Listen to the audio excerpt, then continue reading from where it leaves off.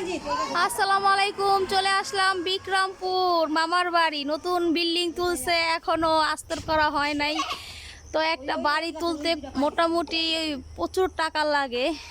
আর এই যে হচ্ছে আমার ছেলে আম পাড়তাছে আম গাছের।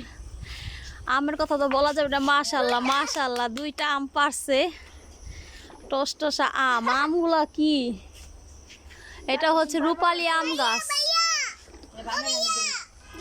খুব আম মিষ্টি, এই সেই আম, সুন্দর আম। আমার মেয়ে খাবে, ঠিক আছে। এই তো